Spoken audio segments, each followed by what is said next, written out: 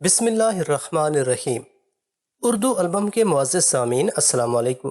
کچھ دن بعد یہ خبر اڑتے اڑتے شام بھی پہنچ گئی کہ عیسائیوں کا 9 لاکھ سپاہیوں پر مشتمل لشکر ایشیائی کوچک پر قبضہ کرنے کے لیے سلجوکیوں کے علاقے سے گزر رہا تھا، مگر سلطان مسعود کی جنگی حکمت عملی نے صلیبیوں کو ناکام و نامراد لوٹنے پر مجبور کر دیا۔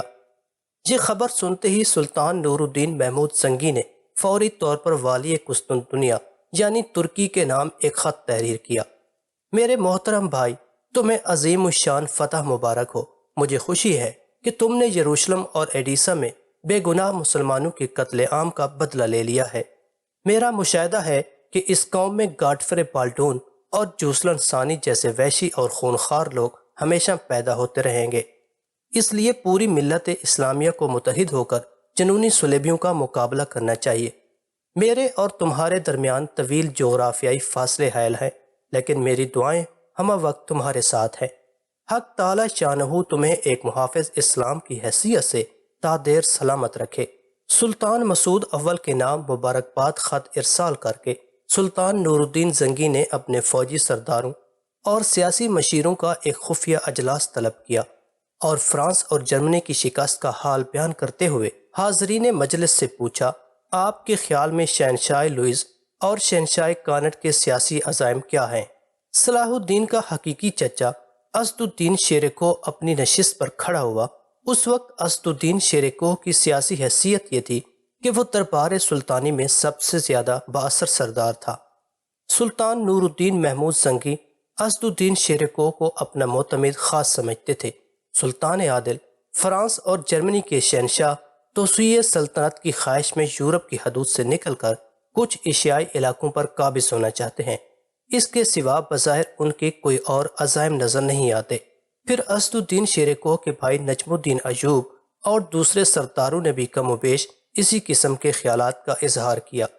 سب سے آخر میں نوعمر یوسف یعنی صلاح الدین اپنی جگہ کھڑا ہوا اور والی شام کو مخاطب کر کے کہنے لگا، سلطان ذی شان، میں شہنشاہ جرمنی اور شہنشاہ فرانس کی لشکر کشی کو محض ہوس ملک گیری نہیں سمجھتا، در پردہ ان کے مذہبی عزائم بھی ہیں۔ درباری عمرا نے بڑی حیرت سے اس نوجوان کو دیکھا جو عمر رسیدہ اور جہاندیدہ سرداروں کی رائے سے اختلاف کر رہا تھا۔ خود سلطان نور الدین محمود زنگی رحمۃ اللہ علیہ بھی صلاح الدین رحمۃ اللہ علیہ کے خیالات پر متعجب تھے۔ یوسف، تم اپنی بات کو ثابت کرنے کے لیے کوئی مضبوط دلیل بھی رکھتے ہو یا نہیں؟ سلطان عادل، میں کوئی دلیل نہیں رکھتا، صلاح الدین ایوبی رحمۃ اللہ علیہ نے نہایت سادگی سے جواب دیتے ہوئے کہا، مگر پھر بھی میں ایک واقعہ آپ کے گوش گزار کرنا چاہتا ہوں۔ سلطان نور الدین محمود زنگی رحمۃ اللہ علیہ کے ساتھ دوسرے سردار بھی اس نوجوان کی بات سننے کے لیے ہمہ گوش ہو گئے۔ میں کچھ دن پہلے اپنے استاد محترم قاضی ابن ارسون رحمۃ اللہ علیہ کی خدمت میں حاضر تھا۔ میں نے استاد گرامی سے عرض کیا کہ ہماری طرح یہود بھی اہل کتاب ہیں اور نصارہ یعنی عیسائی بھی۔ ہم ان کے رسولوں پر صدق دل سے گواہی دیتے ہیں اور اس شہادت کو اپنے ایمان کا حصہ سمجھتے ہیں، مگر یہودی اور عیسائی ہمارے رسول سرور کونین صلی اللہ علیہ وسلم کا اقرار کیوں نہیں کرتے؟ یہ کہہ کر صلاح الدین ایوبی رحمۃ اللہ علیہ چند لمحوں کے لیے خاموش ہو گئے۔ مجلس پر گہرا سکوت طاری تھا۔ میرے اس سوال کے جواب میں استاد محترم نے فرمایا کہ حق تعالی شانہ نے قرآن حکیم میں یہودیوں کی فطرت کو اس طرح بیان فرمایا ہے کہ تم تو ہمیشہ عہد کر کے توڑ دینے والے ہو۔ پھر ایک مقام پر دونوں قوموں کی خصلت کو بیان کرتے ہوئے فرمایا کہ یہود و نصارہ تمہارے دوست ہو ہی نہیں سکتے، اور جو تم میں سے ان کا دوست ہے وہ اہل ایمان میں سے نہیں۔ یہ کہہ کر صلاح الدین ایوبی رحمۃ اللہ علیہ نے دوبارہ سلطان نور الدین محمود زنگی رحمۃ اللہ علیہ کو مخاطب کیا، سلطان عادل، میں اسی بنیاد پر کہتا ہوں کہ شہنشاہ فرانس اور شہنشاہ جرمنی ہوس ملک گیری کے علاوہ کچھ اور بھی عزائم رکھتے ہیں۔ ان کی زندگی کا پہلا اور آخری مقصد مسلمانوں کو صفحہ ہستی سے مٹا دینا ہے۔ اللہ سلطان مسعود کے درجات بلند کرے کہ اس نے صلیبیوں کے اس طوفان کا رخ دوسری طرف موڑ دیا، مگر آیات الہی کی روشنی میں میرا اندازہ ہے کہ یہ طوفان پھر اٹھے گا۔ قاضی ابن ارسون رحمۃ اللہ علیہ کا شاگرد ہونے کے سبب صلاح الدین ایوبی رحمۃ اللہ علیہ نے بڑی پر اثر تقریر فرمائی تھی۔ سلطان نور الدین زنگی رحمۃ اللہ علیہ نے صلاح الدین رحمۃ اللہ علیہ کے دانشمندانہ خیالات کی بہت تعریف کی اور اپنے جاسوسوں کو حکم دیا کہ وہ اس صورتحال پر گہری نظر رکھیں۔ پھر وہی ہوا جس کا خدشہ صلاح الدین ایوبی رحمۃ اللہ علیہ نے سلطان نور الدین محمود رحمۃ اللہ علیہ کے دربار میں کیا تھا۔ شعبدہ باز سینٹ برنارڈ نے شہنشاہ فرانس لوئس ہفتم کے مذہبی جذبات کو اس قدر بھڑکایا کہ وہ مسلمانوں سے ایڈیسا کی شکست کا انتقام لینے نیکیا سے نکل کر بڑی احتیاط کے ساتھ لاؤڈیسیا کی طرف روانہ ہوا۔ اب کی بار شہنشاہ لوئس ہفتم نے نئی جنگی حکمت عملی اختیار کی تھی۔ اس نے اپنی 1,00,000 فوج کو 2 حصوں میں تقسیم کر دیا تھا۔ یہ دونوں فوجیں بادشاہ کی ہدایت کے مطابق 2 سالاروں کی نگرانی میں سفر کرتی تھیں۔ دوسرے دن سالار تبدیل کر دیے جاتے تھے اور ان کی جگہ نئے سردار لے لیا کرتے تھے۔ شہنشاہ لوئس کی فوج کا اگلا حصہ سالار جیفری کی قیادت میں آگے بڑھ رہا تھا۔ اسی فوج میں ملکہ ایلینور بھی شامل تھی۔ لاؤڈیسیا سے روانگی کے وقت شہنشاہ لوئس نے سالار جیفری کو حکم دیا تھا، تم سامنے کے بلند پہاڑ کوہ بابا داغ کی چوٹی پر پہنچ کر اس وقت تک ٹھہرے رہو جب تک میرا لشکر تم سے نہ آ ملے۔ سالار جیفری نے اپنے بادشاہ کے حکم کے مطابق تیز رفتاری کے ساتھ سفر کیا اور کوہ بابا داغ کی چوٹی پر جا کر ٹھہر گیا۔ ملکہ ایلینور نے چاروں طرف نظریں دوڑائیں۔ پہاڑ کے نشیب میں اسے ایک انتہائی سرسبز و شاداب وادی نظر آ رہی تھی۔ ہمیں اس وادی میں خیمہ زن ہونا چاہیے، جو میرے اندازے کے مطابق ایک محفوظ ترین مقام ہے۔ ملکہ ایلینور نے اپنے فوجی سالار جیفری ڈیرنگٹن کو مخاطب کرتے ہوئے کہا، میرے بادشاہ کا حکم ہے کہ بابا داغ کی چوٹی کو نہ چھوڑا جائے۔ سالار جیفری نے سپاہیانہ لہجے میں جواب دیا، میں بھی ملکہ فرانس ہوں۔ ایلینور بری طرح مشتعل ہو گئی اور اپنے فوجی سالار پر برس پڑی، میں فرانس یا جرمنی کی کوئی کنیز یا لونڈی نہیں ہوں، تم نے سنا؟ سالار جیفری ڈیرنگٹن ملکہ فرانس کے اس آمرانہ حکم پر مجبور ہو گیا اور اپنی فوج لے کر کوہ بابا داغ کے نشیبی علاقے میں اتر گیا۔ سلجوقی سپاہی گھات لگائے بیٹھے تھے۔ جیسے ہی صلیبی فوج وادی میں اتری، سلطان مسعود کے سپاہی کوہ بابا داغ کی چوٹی پر قابض ہو گئے۔ صلیبی فوج کے پچھلے حصے کی قیادت خود شہنشاہ لوئس ہفتم کر رہا تھا۔ اسے اس واقعے کی مطلق خبر نہ ہوئی اور وہ نہایت اطمینان سے پیش قدمی کرتا رہا۔ پھر جیسے ہی فرانسیسی فوج سلجوقی سپاہیوں کی زد میں آئی، وہ نعرہ تکبیر بلند کرتے ہوئے صلیبیوں پر ٹوٹ پڑے۔ اگرچہ عیسائی لشکر اپنی تعداد میں سلجوقی فوجوں سے 10 گنا زیادہ تھا، لیکن شہنشاہ فرانس اس آفت ناگہانی کے لیے تیار نہیں تھا۔ نتیجتاً صلیبی لشکر میں ابتری اور بدحواسی پھیل گئی۔ سلجوکیوں نے آن کی آن میں 20,000 سپاہی تہہ کر دیے۔ فرانس کے 30 نامور امراء جو شہنشاہ لوئس کے حفاظتی دستے میں شامل تھے، دیکھتے ہی دیکھتے موت کی خوراک بن گئے۔ شہنشاہ لوئس بڑی مشکل سے اپنی جان بچا کر بھاگا اور فرانسیسی فوج کے اگلے حصے میں پہنچ گیا۔ ابھی شہنشاہ لوئس کے 80,000 سپاہی موجود تھے اور صلیب کے تقدس پر کٹ مرنے کے لیے تیار تھے، لیکن شاہ فرانس پر سلجوکیوں کی ایسی ہیبت طاری تھی کہ وہ جنگ مقدس کو بھول کر صرف اپنی جان بچانے کی فکر میں تھا۔ بالآخر وہ تنگ پہاڑی راستوں سے گزرتا ہوا اطالیہ یعنی اٹلی کی بندرگاہ تک پہنچنے میں کامیاب ہو گیا۔ صلیبیوں کی اس شکست پر سینٹ برنارڈ سب سے زیادہ غمزدہ تھا، اور یہ غم اس لیے نہیں تھا کہ اس ناکام فوجی مہم میں جرمنی اور فرانس کے لاکھوں سپاہی مارے گئے تھے، بلکہ اسے اپنے خواب کے ٹوٹنے کا قلق تھا، خواب کے ٹوٹنے کا افسوس تھا۔ وہ دنیا پرست راہب شہرت و اقتدار کا بھوکا تھا۔ اس نے شہنشاہ فرانس اور شاہ جرمنی کو مقدس جنگ پر اس لیے آمادہ کیا تھا کہ ایڈیسا کی شکست کا انتقام لے کر عیسائی دنیا پر ثابت کر دے کہ یہ جیت صرف اس کی روحانیت کا نتیجہ ہے، اور اس طرح وہ تمام عیسائیوں کا متفقہ روحانی پیشوا بن جاتا۔ پھر کچھ دن بعد لوئس نے اطالیہ کی بندرگاہ سے سمندر کا سفر اختیار کیا اور 11 مارچ 1148 عیسوی کو انطاکیہ پہنچا۔ اس وقت انطاکیہ پر ریمنڈ کی حکمرانی تھی، جو رشتے میں ملکہ ایلینور کا چچا تھا۔ ریمنڈ نے شہنشاہ لوئس کا شاندار استقبال کیا۔ پھر دوسرے دن ایک خصوصی دربار آراستہ ہوا۔ ایک عیسائی شاعر نے صلیبیوں کی شکست و بربادی پر انتہائی دردناک مرثیہ پڑھا، افسوس 100,000 افسوس، صلیبیوں کے لیے یہ ایک مہلک صدمہ ہے۔ فرانس کا پھول دمشق میں پہنچ کر اپنی خوشبو بکھیرنے سے پہلے ہی مرجھا گیا۔ مرثیہ سن کر شہنشاہ لوئس کی آنکھوں میں بھی آنسو آ گئے اور شعبدہ باز سینٹ برنارڈ سر دربار تھاڑے مار کر رونے لگا۔ یہ سنگین اور اذیتناک فضا دیکھ کر انطاکیہ کا حکمران کھڑا ہوا اور اس نے شکست خوردہ فرانسیسی شہنشاہ کی دلجوئی کے لیے بڑی جذباتی تقریر کی۔ ہمارے معزز شہنشاہ کو اس شکست سے دل برداشتہ نہیں ہونا چاہیے کہ یہ شکست نہیں، ایک ناگہانی حادثہ تھا، اور انسانی زندگی میں حادثے ہوتے ہی رہتے ہیں۔ ہم بہت جلد تازہ تم ہوں گے اور پھر سلجوکیوں کے ساتھ دوسرے مسلمان حکمرانوں کو بھی عبرتناک سزا دیں گے۔ صلیب مقدس ہے اور قیامت تک کے لیے سربلند ہے۔ اس کے بعد ریمنڈ نے رقص و سرور کی محفلیں آراستہ کیں تاکہ شہنشاہ فرانس اپنے رنج و علم کو ساغر و صراحی میں غرق کر دے۔ ان محفلوں نے صلیبی سرماؤں کے سارے ارمان پورے کر دیے۔ شہنشاہ لوئس کے لشکر میں ہزاروں حسین عورتیں شامل تھیں۔ وہ سب کی سب تمام اخلاقی قیود کو توڑ کر طاقتور سپاہیوں کے ساتھ آلودہ ہو گئیں۔ اس شرمناک کھیل میں شاہی خاندان کی خواتین پیش تھیں اور ان سب میں ملکہ ایلی نور سر فہرست تھیں۔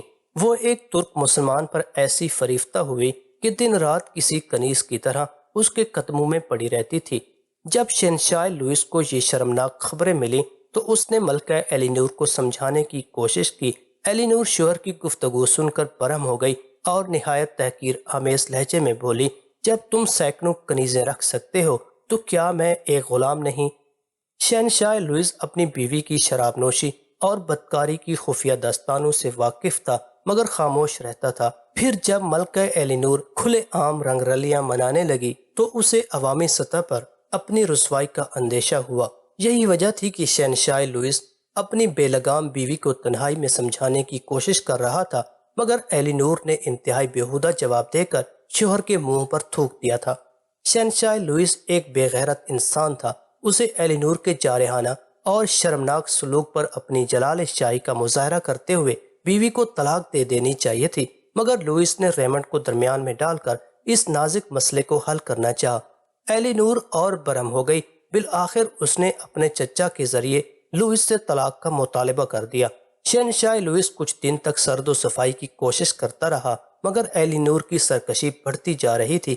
آخر لوئس ایلی نور کو طلاق دے کر انطاکیہ سے چلا گیا۔ شہنشاہ لوئس ہفتم ناکامی کی حالت میں فرانس واپس جانا نہیں چاہتا تھا۔ پھر اس نے اپنی شکست کا داغ دھونے کے لیے ایک عجیب فیصلہ کیا۔ وہ انطاکیہ سے نکل کر اپنی 80,000 فوج کے ساتھ سیدھا یروشلم جا پہنچا۔ کچھ یہی کیفیت شہنشاہ جرمنی کانٹ سوم کی تھی۔ اس نے بھی اپنی ناکامی کا بدلہ لینے کے لیے یروشلم کا رخ کیا۔ شہنشاہ جرمنی کا منصوبہ یہ تھا کہ وہ یروشلم کے حکمران بالڈون ثالث کے ساتھ مل کر کسی کمزور مسلم ریاست پر قبضہ کر لے تاکہ جب وہ اپنے ملک واپس جائے تو ایک فاتح کی حیثیت سے جرمنی کی رعایا اس کا استقبال کرے۔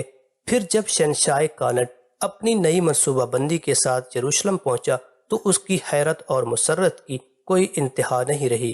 شہنشاہ فرانس لوئس ہفتم وہاں پہلے سے موجود تھا۔